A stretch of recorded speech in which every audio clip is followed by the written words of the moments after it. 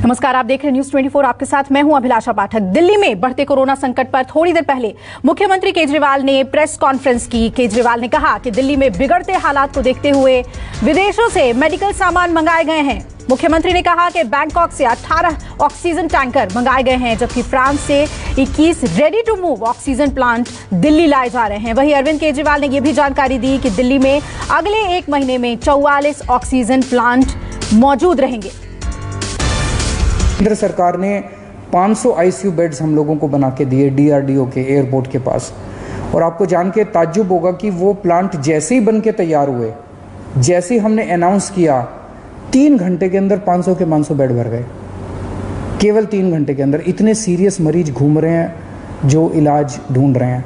तो अभी हम 500 आईसीयू बेड्स, आज सुबह सुबह मैं मुआयना करके आया हूँ। जीटीबी हॉस्पिटल के सामने एक रामलीला मैदान है, वहाँ पे हम 500 आईसीयू बेड्स तैयार कर रहे हैं। एलएनजेपी अस्पताल के सामने अपना जो मेन रामलीला मैदान है, वहाँ भी हम 500 आईसीयू बेड्स तैयार कर रहे हैं। और राधा स्वामी सत्संग में हम 200 आईसीयू बेड्स तैयार कर रहे हैं। तो ये 1200 आईसीयू बेड्स गंभीर मरीजों की देखभाल के लिए, ये 1200 आईसीयू बेड्स 10 मई तक बन के तैयार हो जाएंगे। इससे मुझे लगता है कि लोगों को भी बहुत राहत मिलेगी और पूरे सिस्टम को बहुत राहत मिलेगी, जो अभी पूरी तरह से स्ट्रेच हो गया। केंद्र सरकार ने जितनी ऑक्सीजन हम लोगों को अलॉट की है, हमें एलोकेशन की है, वो भी उसको भी हमें रिसीव करने में परेशानी इसलिए हो रही है कि टैंकरों की बहुत कमी है। चारों तरफ टैंकरों की कमी है। ऑक्सीजन तो फिर भी इधर उधर मिल जाती है, लेकिन टैंकरों की बहुत कमी है। तो दिल्ली सरकार ने बैंकॉक से 18 टैंकर इंपोर्ट करने का निर्णय लिया है। ये टैंकर कल से आने चालू हो जाएंगे। और केंद्र सरकार से हमने इसके लिए एयरफोर्स के प्लेन्स देने के लिए रिक्वेस्ट किया। उनका काफ़ी सकारात्मक रवैया रहा है। बातचीत चल रही है और मैं पूरी उम्मीद करता हूं कि बातचीत सफल रहेगी। फ्रांस से हम लोग 21 ऑक्सीजन के प्लांट इंपोर्ट कर रहे हैं। रेडी टू यूज़ प्लांट्स हैं ये, और तुरंत इनका इस्तेमाल शुरू किया जा सकता है। इससे भी इनको 21 ऑक्सीजन के प्लांट्स को अलग अलग अस्पतालों में लगा देंगे, तो उन अस्पतालों में ऑक्सीजन की कमी दूर करने में हम लोगों को मदद मिलेगी। इधर कोरोना से हर तरफ हाहाकार मचा हुआ है। तमाम कोशिशें हो रही हैं ताकि कोरोना की रफ्तार पर काबू पाया जा सके, लेकिन कोरोना की बेकाबू रफ्तार के आगे हर कोशिश भी नाकाम साबित होती दिख रही है। ऐसे में दुनिया के बड़े देशों ने भारत की तरफ मदद के हाथ बढ़ाए हैं। विदेशों से भी ऑक्सीजन की आपूर्ति हो रही है और इन सब के बीच थोड़ी सी राहत वाली खबर भी सामने आई है। देखिए इस रिपोर्ट में।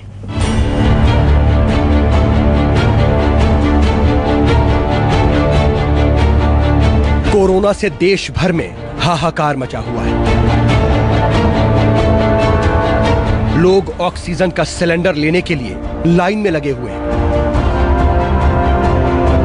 अस्पतालों में बेड्स नहीं हैं। हालात हर गुजरते दिन के साथ बद से बदतर होते जा रहे हैं। बिगड़ते हालात के बीच दुनिया के अलग अलग देशों ने भारत की मदद के लिए अब हाथ बढ़ाना भी शुरू कर दिया है। अगर देखें तो देश में बीते 24 घंटे में लगातार छठे दिन 3,23,144 नए कोरोना संक्रमित पाए गए, तो वहीं 2,771 संक्रमितों की मौत भी हो गई। हालांकि राहत की बात यह है कि 24 घंटे में रिकॉर्ड 2,51,827 लोग कोरोना को मात देकर ठीक भी हुए। संक्रमण को मात देने वालों का ये आंकड़ा अब तक का सबसे बड़ा आंकड़ा है। एक्टिव केस यानी कि इलाज करा रहे मरीजों की संख्या में बढ़ोतरी पर भी कुछ लगाम दिखाई दे रही है। बीते दिन एक्टिव केस में सिर्फ 67,660 की बढ़त दर्ज की गई, जो कि पिछले 14 दिन में सबसे कम है। इससे पहले 12 अप्रैल को इलाज करा रहे मरीजों की संख्या में 63,065 की वृद्धि हुई थी। एक और राहत की खबर भी सामने आई। मुंबई में अब लगातार पॉजिटिविटी रेट घट रही है। हालांकि दिल्ली में लगातार पॉजिटिविटी रेट बढ़ती भी दिखाई दे रही है। आपको ग्राफिक्स के जरिए 4 दिनों का आंकड़ा बताएं तो सबसे पहले बात 26 अप्रैल यानी कि कल की करें तो कल मुंबई में 3,876 नए केस आए। पॉजिटिविटी रेट की बात करें तो मुंबई में कल पॉजिटिविटी रेट 13.68% था। वहीं दिल्ली में 20,201 नए मामले सामने आए, जबकि दिल्ली का कल का पॉजिटिविटी रेट 35.02% था। इससे पहले 25 अप्रैल को मुंबई में 5,542 नए मामले सामने आए थे और उसी दिन मुंबई का पॉजिटिविटी रेट 13.75% था। वहीं दिल्ली की बात करें तो दिल्ली में 22,933 नए केस आए थे। 25 तारीख को दिल्ली का पॉजिटिविटी रेट 30.21% था। इससे एक दिन पहले 24 अप्रैल को मुंबई में 5,867 नए मामले आए। मुंबई का पॉजिटिविटी रेट 14.82% था। वहीं दिल्ली में 24,103 नए मामले सामने आए थे और 24 तारीख को दिल्ली का पॉजिटिविटी रेट 32.27% था। इससे एक दिन पहले 23 अप्रैल को मुंबई में पॉजिटिविटी रेट 17.21% था, जबकि दिल्ली में ये 32.43% था। इस लिहाज से देखा जाए तो मुंबई में पॉजिटिविटी रेट लगातार गिर रहा है, जबकि दिल्ली में पॉजिटिविटी रेट बढ़ रहा है। स्थिति में काफ़ी सुधार हुआ है। पिछले 2 दिन में आप देखेंगे कि इस किस्म के SOS मैसेजेस अस्पतालों के, मैं ये नहीं कह रहा बिल्कुल नहीं आ रहे, अभी भी मैं देखता रहता हूँ, पढ़ता रहता हूँ, एक दो अस्पताल दिन में उनका आता रहता है कि यहाँ ऑक्सीजन पहुँचने में देरी हो गई, यहाँ ऑक्सीजन। लेकिन जो हालत बृहस्पति, शुक्र और शनि को थी, बिल्कुल पागलपन वाली हालत, ऐसी पिछले 2-3 दिन में अब नहीं है। और इसके लिए दिल्ली सरकार और केंद्र सरकार की टीम्स ने बैठ के, दोनों के अफसरों की टीम्स ने बैठ के बहुत मेहनत की है। जाहिर है खतरा बरकरार है। एक तरफ सरकारें हर तरह की कोशिशें कर रही हैं। अमेरिका, जर्मनी, फ्रांस, ब्रिटेन जैसे देश भारत की मदद के लिए आगे आ रहे हैं। ऐसे में उम्मीद की एक किरण दिखाई दे रही है, लेकिन अभी भी हर किसी को अपनी तरफ से कोशिश करनी होगी ताकि कोरोना की रफ्तार को काबू में लाया जा सके। Bureau report, news 24। और इधर कोरोना संकट पर सुप्रीम कोर्ट में सुनवाई हुई। आज केंद्र सरकार की ओर से जवाब दाखिल किया गया। केंद्र सरकार ने कहा कि हम सफल होते हैं तो राष्ट्र सफल होता है। ये राजनीतिक कलह का वक्त नहीं है। वहीं सुनवाई के दौरान अदालत ने कहा कि ये राष्ट्रीय नीति से जुड़ा हुआ मामला है, इसलिए हमें दखल देना पड़ा। अदालत ने कहा कि राष्ट्रीय संकट पर सुप्रीम सत्ता। सुप्रीम कोर्ट ने वैक्सीन के अलग अलग दाम पर भी सवाल उठाए। अदालत ने कहा कि ये संकट का वक्त है, इसे भी देखना होगा। सुप्रीम कोर्ट ने कहा कि स्वतः संज्ञान लेने का मतलब ये नहीं है कि हाईकोर्ट में सुनवाई नहीं होगी। देश के अलग अलग हाईकोर्ट बेहतर तरीके से इस मामले को देख सकते हैं। अदालत ने मेडिकल सुविधाओं और 1 मई से होने वाले वैक्सीनेशन पर भी केंद्र से जवाब मांगा है। कोरोना के हालात पर राज्यों से भी जवाब मांगा गया है। अब इस मामले की अगली सुनवाई शुक्रवार को होनी है। शुक्रवार से अदालत रोजाना इस मामले की सुनवाई करेगी। प्रभाकर मिश्रा मेरे सहयोगी जुड़ रहे हैं, सीधा उनका रुख करते हैं। प्रभाकर, इस मामले में कोर्ट ने कुछ बातें बहुत साफ कर दी हैं कि अलग अलग हाई कोर्ट्स में भी इसकी सुनवाई होगी और शुक्रवार से हर दिन इस मामले में सुनवाई होगी, यानी कि पूरी तरीके से अब नजर है सुप्रीम कोर्ट की कि कोरोना को लेकर सरकार क्या कुछ कर रही है। देखिए, एक सवाल ये उठ रहा था कि चूंकि देश के अलग अलग हाई कोर्ट्स में सुनवाई चल रही है तो क्या उसे सुप्रीम कोर्ट अपने पास लेके आएगा क्या? क्योंकि पिछली बार जब कोर्ट ने स्वतः संज्ञान लिया था, थर्सडे को, तो इस तरह का संकेत दिया था। उसके बाद से ढेर सारा बवाल हुआ था, ढेर सारा विवाद हुआ था। तो सुप्रीम कोर्ट ने आज साफ कर दिया कि चूंकि हाई कोर्ट वस्तुस्थिति को बेहतर जानते हैं, इसलिए हाई कोर्ट सुनवाई करते रहेंगे। और कोर्ट ने कहा, साफ कर दिया कि स्वतः संज्ञान लेने का मतलब कतई ये नहीं है कि हाई कोर्ट में मामले जो सुनवाई हो रहे हैं उससे हम अपने पास लेकर आएंगे। पहली बात। दूसरी बात, चूंकि केंद्र सरकार को सुप्रीम कोर्ट ने एक नेशनल पॉलिसी बनाने के लिए कहा था और मांगा था, उस पर जवाब मांगा था, तो आज केंद्र सरकार ने कहा कि जिस तरह की मंशा है सुप्रीम कोर्ट की, उसी मंशा के साथ सुप्रीम कोर्ट केंद्र सरकार ने जवाब दाखिल कर दिया है, जिसमें अभी सुप्रीम कोर्ट ने देखा नहीं है। लेकिन आज सुप्रीम कोर्ट ने एक बात और कही कि कई चीजें हैं, कई सवाल ऐसे हैं जिस पर अभी भी सरकार को जवाब देना है। मसलन कि देश में ऑक्सीजन की समस्या, उसे निकलने के लिए, उसे सुलझाने के लिए सरकार क्या कर रही है। आने वाले समय में और चूंकि मांग बढ़ सकती है, उसके लिए सरकार की पॉलिसी क्या होगी। वैक्सीनेशन पॉलिसी पर भी सवाल उठे। सवाल ये उठा कि राज्यों के लिए वैक्सीन का दाम अलग है, केंद्र सरकार के अलग दाम है। पश्चिम बंगाल की तरफ से उनके वकील विकास सिंह ने सवाल किया कि पिछले 73 साल में देश में जितने तरह के वैक्सीन है सबके लिए कीमत एक ही रही है, लेकिन पहली बार ऐसा हो रहा है कि राज्यों के लिए अलग और केंद्र के लिए अलग वैक्सीन हो रहा है। तो इस पर कोर्ट ने कहा कि ये भी एक ऐसा मसला है जिस पर सरकार को जवाब देना होगा। तो ये तमाम मसलों पर सरकार को जवाब देना है। शुक्रवार तक जवाब देना है, क्योंकि सॉलिसिटर जनरल ने कहा कि हमें शुक्रवार तक का समय चाहिए, इसलिए कि उनके साथ काम करने वाले लोग जिन्हें हलफनामा दायर करना है, उनमें से बहुत लोग हैं जो कोरोना संक्रमित हैं। तो शुक्रवार को सुनवाई होगी। सुप्रीम कोर्ट ने एक बात और साफ कर दी कि इस मामले को लंबे समय तक लंबित नहीं रखेंगे। वो इस मामले में जरूरत पड़ी तो प्रतिदिन सुनवाई कर सकते हैं। तो कुल मिलाकर ये सुप्रीम कोर्ट ने साफ कर दिया कि हाईकोर्ट में मामले हैं, इसका मतलब ये नहीं होता है कि सुप्रीम कोर्ट इस मामले में संज्ञान नहीं लेगा और मुख्य दर्शक बना रहेगा। ये एक ऐसा मसला है जिसमें सुप्रीम कोर्ट को भी दखल देना था, और इसीलिए एक राष्ट्रीय पॉलिसी के लिए जानने के लिए कि सरकार क्या कर रही है और सरकार के कार्यों का लेखा जोखा देखने के लिए सुप्रीम कोर्ट ने दखल दिया है। बिल्कुल, अब आगे नजर रहेगी शुक्रवार को सुनवाई के दौरान क्या बातें रखी जाती हैं केंद्र की तरफ से। शुक्रिया प्रभाकर आपका पूरी सुनवाई के बारे में हमें जानकारी देने के लिए। और इधर रेल मंत्री ने कोरोना संक्रमण के बढ़ते मामलों को देखते हुए रेलवे आइसोलेशन कोच को फिर से तैयार रखने का निर्देश दे दिया है। और पिछले साल इन आइसोलेशन कोच को तैयार किया गया था, आपको याद होगा, लेकिन ये इस्तेमाल में नहीं आए थे। अब रेल मंत्रालय के निर्देश पर राजस्थान में खड़े सभी रेलवे आइसोलेशन कोच की साफ सफाई का काम फिर से शुरू हो गया है और इनमें पहले से ही ऑक्सीजन सिलेंडर और दूसरी जरूरी चीजें रखी हुई हैं। हर कोच में 8 से 10 मरीजों को आइसोलेट किया जा सकता है और इस तरह के करीब 220 आइसोलेशन कोच उत्तर मध्य रेलवे के पास तैयार हैं। कोरोना संक्रमण के लगातार बढ़ते मामलों के बाद अस्पताल में लगातार मरीजों की भीड़ भी बढ़ती जा रही है, यहाँ तक कि बेड की कमी होने लगी है। ऐसे में भारतीय रेलवे एक बार फिर से तैयार है अपनी आइसोलेशन कोच की स्पेशल ट्रेन के साथ। इस कोच में वो तमाम तरह की सुविधाएं पिछले साल ही मुहैया कराकर तैयार कर दी गई थी। राज्य सरकार को बता दिया गया यदि आपको ज़रूरत है तो यहाँ पर इस तरह के कोच मौजूद हैं जहाँ पर कि आप मरीजों को लगाकर मेडिकल उनका इलाज की व्यवस्था करा सकते हो। मैं इस कोच के अंदर आपको ले जाता हूँ, दिखाता हूँ कि किस तरह से एक बार फिर से इस कोच को तैयार किया गया है। यहाँ पर ऑक्सीजन सिलेंडर की भी व्यवस्था की गई है। ये देखिए, इस तरह से ऑक्सीजन सिलेंडर भी यहाँ रखे गए हैं।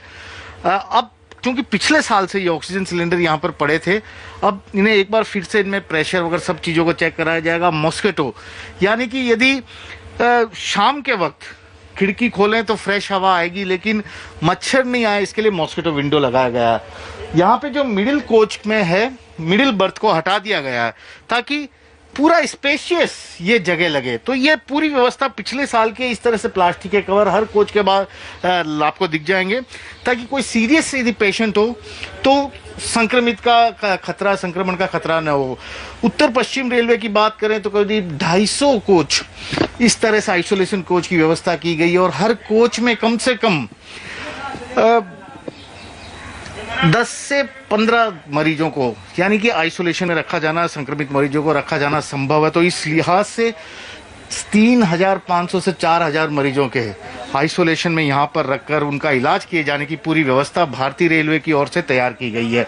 हालांकि ये व्यवस्था पिछले साल ही कर दी गई थी, हर कोच में आपको इसी तरह से नजर आ जाएंगे, पिछले साल ही पूरी तरह कर दी गई थी। लेकिन सबसे बड़ी बात है कि अभी तक राजस्थान सरकार की ओर से न तो पिछले साल इस तरह के रेलवे की सहायता का उपयोग किया गया था, न मांगा गया था और न ही अब तक इस साल मांगा गया है। तमाम तरह की सुविधाएं देने की एसी की यहाँ पर व्यवस्था की गई है। तो यहाँ पर मेडिकल टीम को तैयार करना है। यदि मेडिकल टीम को यहाँ पर राजस्थान सरकार का प्रशासन, चिकित्सा विभाग तैयार कर डेप्यूट कर देता है तो इनमें भी मरीजों को रखना आसान हो जाएगा और अस्पतालों पर लगातार दबाव भी कम हो जाएगा। कैमरामैन दिनेश कुमावत के साथ श्रीवत्सन, जयपुर, न्यूज 24। और इस वक्त बड़ी खबर आ रही है, कोरोना कहर के बीच चुनाव आयोग का बड़ा फैसला सामने आया है। इस वक्त की ब्रेकिंग न्यूज आपको बता दें, चुनाव नतीजों के बाद जुलूस पर रोक लगा दी गई है। 2 मई को 5 राज्यों के चुनाव नतीजे आने वाले हैं, लेकिन नतीजे आने के बाद किसी भी तरह के विजय जुलूस पर चुनाव आयोग ने रोक लगा दी है। रमन कुमार मेरे वरिष्ठ सहयोगी जुड़ रहे हैं ज्यादा जानकारी के साथ। बेहद जरूरी था ये रमन, अब जितने भी फैसले लिए जा रहे हैं चुनाव आयोग की तरफ से कोरोना की रोकथाम के लिए। देखिए, बिल्कुल कोर्ट के द्वारा जो लतार लगाई गई चुनाव आयोग, क्योंकि अगर कोरोना के चलते अगर चुनाव नहीं होते अलग अलग राज्यों में तो कोरोना संक्रमित की संख्या इतनी ज्यादा नहीं बढ़ती। इसीलिए चुनाव आयोग ने फैसला किया है कि 2 तारीख को जब पूरी तरीके से रिजल्ट सामने आ जाएंगे, उस रिजल्ट के सामने आने के बाद अलग अलग राजनीतिक दलों की तरफ से जो विजय जुलूस निकालने की परंपरा रहती है उस पर रोक लगा दिया गया है। और इसका स्वागत जेपी नड्डा से लेकर कई अन्य पार्टी के नेताओं ने किया और कहा है कि चुनाव आयोग का जो फैसला है उस फैसले का हम स्वागत करते हैं और अपने तमाम अधिकारियों को, तमाम नेताओं को इस बात को लेकर निर्देश देते हैं कि ऐसी परिस्थिति में कोई भी जुलूस नहीं निकाला जाए। जी बिल्कुल, और जिस तरह से आपने बताया कि पहले ही कोर्ट्स ने जो कड़ा रुख दिखाया था उसके बाद ये लाजमी था कि इस तरह के फैसले लिए जाते। शुक्रिया रमन आपका पूरी जानकारी हमें देने के लिए। तो कोरोना से जुड़ी हुई बड़ी खबर आपको हमने बताई कि चुनाव आयोग ने बड़ा फैसला लिया है, कोई विजय जुलूस नहीं निकाला जाएगा नतीजे आने के बाद। इधर गुजरात में अचानक मेडिकल ऑक्सीजन की कमी महसूस होने पर मरीजों और अस्पतालों के संचालकों समेत सरकार भी नई व्यवस्था करने में जुट गई है। अहमदाबाद के सिविल अस्पताल जैसे कई बड़े अस्पताल हैं, पिछले साल ही ऑक्सीजन की डिमांड और महत्व को समझते हुए अस्पताल में ही ऑक्सीजन स्टोरेज टैंक लगाकर ऑक्सीजन प्लांट तैयार करवा लिया गया था। इन प्लांट्स के जरिए पूरे परिसर में स्थित अलग अलग यूनिट्स में सीधे पाइप के जरिए ऑक्सीजन मरीज तक पहुंचाई जा रही है। कोरोना के बढ़ते प्रकोप के बीच इस समय जो सबसे बड़ी समस्या पूरे देश में आ रही है वो है ऑक्सीजन को लेकर। मैं इस समय सिविल अस्पताल के प्रीमाइसिस में मौजूद हूँ, मेडिसिटी सिविल में, और यहाँ पर जो व्यवस्था की गई है वो आप देख सकते हैं कि ये सिलेंडर्स जो हैं वो खड़े किए गए हैं सिविल अस्पताल में ऑक्सीजन के। इस तरह के 60,000 लीटर के सिलेंडर्स पूरे अस्पताल में जो हैं अलग अलग जो इंस्टीट्यूट हैं, इस समय मैं किडनी इंस्टीट्यूट में हूँ, यहाँ का ये 10,000 लीटर की क्षमता वाला ऑक्सीजन सिलेंडर है। इसी तरह से जो कोविड हॉस्पिटल है वहाँ 20,000 लीटर की क्षमता वाला सिलेंडर है, जो कैंसर हॉस्पिटल है वहाँ 10,000 लीटर वाला है, यूएन मेहता है वहाँ पर 10,000 लीटर। इस तरह से कुछ 60,000 लीटर टन के जो 60,000 लीटर की क्षमता वाले ऑक्सीजन सिलेंडर्स जो हैं वो पूरे अस्पताल में ऑक्सीजन सप्लाई के लिए खड़े किए गए हैं। पूरा अस्पताल जो है सिविल का, ये मैं दिखाने की कोशिश करूँगा, ये जो पूरा प्रांगण है सिविल का मेडिसिटी के नाम से जाना जाता है, जहाँ अलग अलग इंस्टीट्यूट्स हैं, इन पूरे अस्पताल में इसी तरह के सिलेंडर्स अलग अलग खड़े किए गए हैं ताकि मरीजों को ऑक्सीजन की कमी ना आए। पूरा सेंट्रलाइज सिस्टम है, जैसे ही सिलेंडर में से ऑक्सीजन की ज़रूरत पड़ती है यहाँ आते हैं और सिलेंडर भर कर ले जाते हैं। एक बात हमें जो यहाँ पर पता चली है डॉक्टरों से बात करने के बाद कि वो कई बार ऐसा होता है कि पेशेंट्स जो है उसकी डेथ हो जाती है लेकिन ऑक्सीजन सप्लाई जो है वो चालू रहता है, वो बंद करने में कहीं ना कहीं थोड़ी सी ढिलाई बरती जाती है और इसकी वजह से बहुत सारा ऑक्सीजन जो है वो वेस्ट हो जाता है। और इस वजह से कई बार ऐसा होता है कि ऑक्सीजन के वेस्टेज की वजह से भी जो ऑक्सीजन आ रहा है, जो पूरा पेशेंट्स को मिलना चाहिए, वो बर्बाद होता है और ऑक्सीजन की कमी महसूस होती है। फिलहाल पूरे गुजरात की मैं बात करूं तो 400 टन के आसपास ऑक्सीजन जो है वो जामनगर की रिफाइनरी से यहां पर आ रहा है। सिविल अस्पताल में पिछले 15 दिनों में 750 टन ऑक्सीजन की सप्लाई की गई है। कुछ निजी अस्पताल है जहां पर ऑक्सीजन की कमी की शिकायतें आई हैं, लेकिन मिला जुला कर अहमदाबाद के अंदर, गुजरात के अंदर ऑक्सीजन को लेकर बहुत ज़्यादा शिकायतें देखने को नहीं मिल रही हैं। लेकिन इतना ज़रूर है कि कुछ निजी अस्पताल हैं या फिर पेशेंट्स को एक जगह से दूसरी जगह शिफ्ट करने के दौरान ऑक्सीजन की कमी होती है और पेशेंट्स की डेथ हो रही है। कैमरामैन प्रीतेश के साथ भूपेंद्र सिंह, अहमदाबाद, न्यूज़ 24। देश में कोरोना वायरस का संक्रमण काफी तेजी से फैल रहा है और इतनी तेजी से कि रोजाना 3 लाख से ज्यादा मामले सामने आ रहे हैं और यही नहीं, 2,500 से ज्यादा लोगों की मौत भी हो रही है। कोरोना वायरस कितना खतरनाक हो गया, इसका अंदाजा आप इसी से लगा सकते हैं कि अब जानकार घर में ही मास्क लगाने की सलाह दे रहे हैं। देखिए ये रिपोर्ट।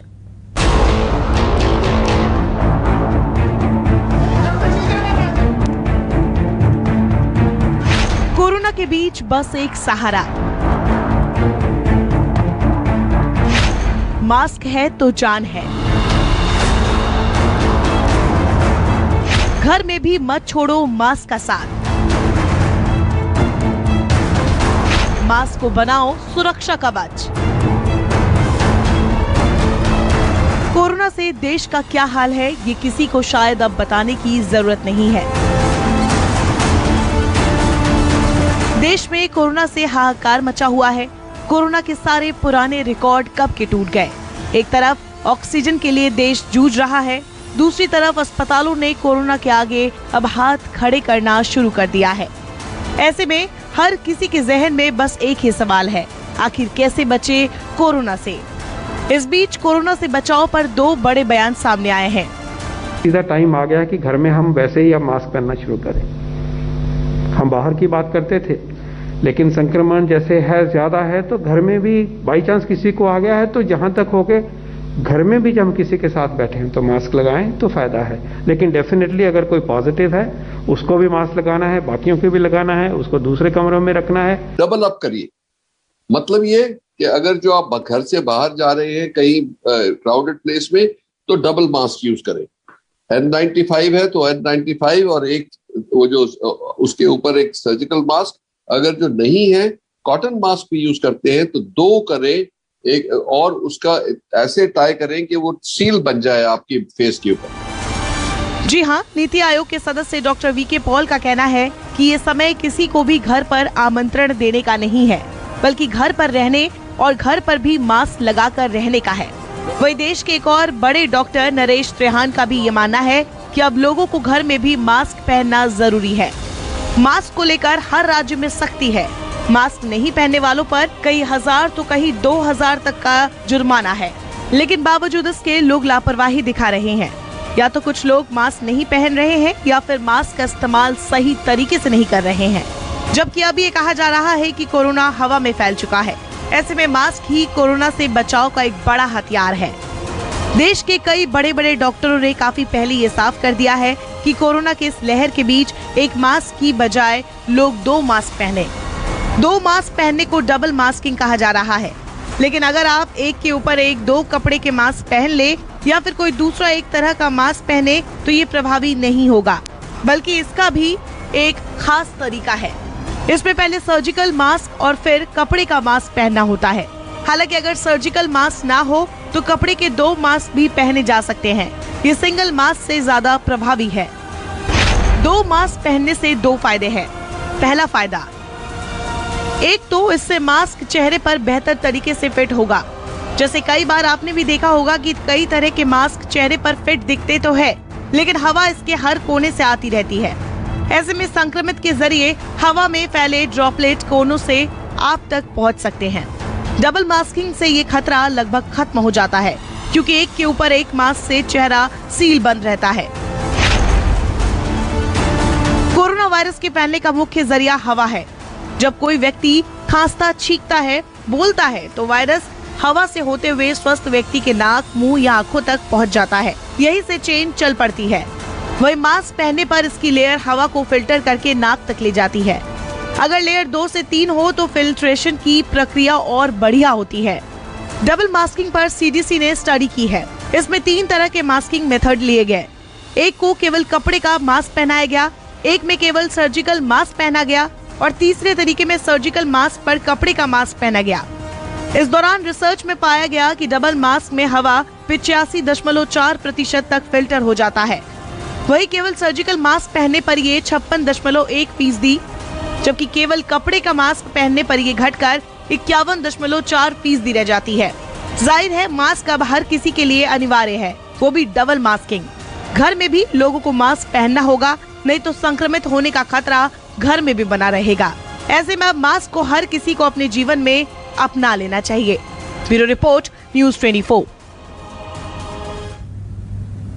बड़ी खबर आ रही है दिल्ली से। निजामुद्दीन में 2 लोगों की गोली मारी गई है और ड्रग्स माफिया की पत्नी और नौकर को गोली मारी गई है। बताया जा रहा है महिला की इसमें मौत हो गई है और नौकर की हालत गंभीर बताई जा रही है।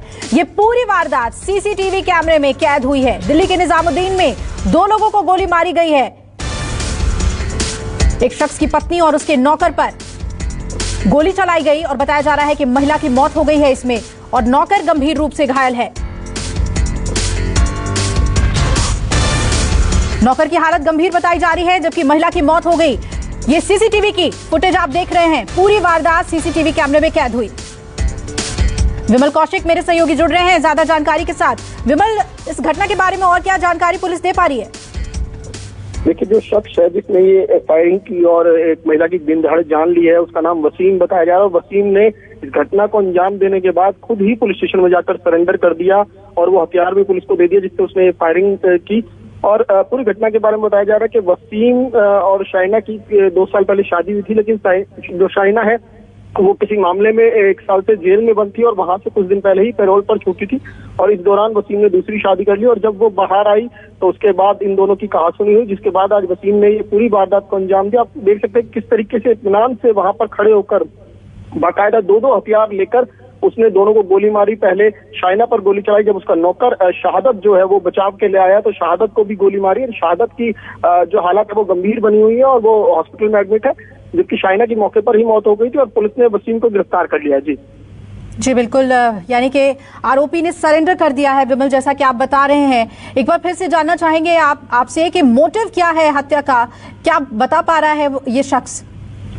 देखिए, वसीम ने जो जानकारी पुलिस को दी वो यही बताई है कि क्योंकि शाइना 1 साल से जेल में थी, तो उसी दौरान वसीम ने दूसरी शादी कर ली थी और जब शाइना बाहर आई तो इस बात को लेकर दोनों में काफी कहासुनी हुई और उसको लेकर ही वसीम ने इस वारदात को अंजाम दिया। आज सुबह करीब 10:30 बजे के आसपास वसीम शाइना से मिलने गया और दोनों की बातचीत हो रही थी। तभी वसीम ने पिस्टल निकालकर पहले शाइना को गोली मारी और उसके बाद जब उसका जो नौकर था शहादत, वो बचाव के लिए पहुंचा तो उसको गोली मारी और उसके बाद एक बार फिर से तसल्ली करने के लिए वहां पर वो खड़ा रहा, दूसरी पिस्टल निकाली, उसको लोड किया और दोबारा से गोली चलाई उस पर शाइना पर। और शाइना की जब मौके पर मौत हो गई तब वो वसीम वहां से निकला। लेकिन इस दौरान आप खुद देख सकते हैं कि सीसीटीवी फुटेज में साफ नजर आ रहा है कि काफी संख्या में लोग थे जो बाहर आकर देख रहे थे, लेकिन वसीम ना किसी से डर रहा था और जो भी उसकी तरफ बढ़ा था उसको पिस्टल दिखाकर उसने रोका और उसके बाद खुद ही पुलिस स्टेशन में जाकर सरेंडर कर दिया। बिल्कुल, दिन दहाड़े इस वारदात को अंजाम दिया गया। बिना किसी डर के शख्स ने महिला की गोली मारकर हत्या कर दी, जबकि उसका नौकर, महिला का नौकर गंभीर हालत में बताया जा रहा है।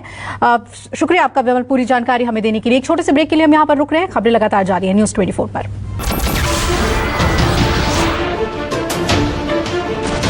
नमस्कार, मैं हूं मानक गुप्ता। अगर आपको हमारा ये वीडियो पसंद आया हो तो इसे लाइक और शेयर जरूर करें और हां, हमें सब्सक्राइब और फॉलो करना ना भूलें ताकि आप देश और दुनिया की कोई खबर मिस ना करें। तो जुड़े रहिए हमारे साथ और देखते रहिए न्यूज़ 24।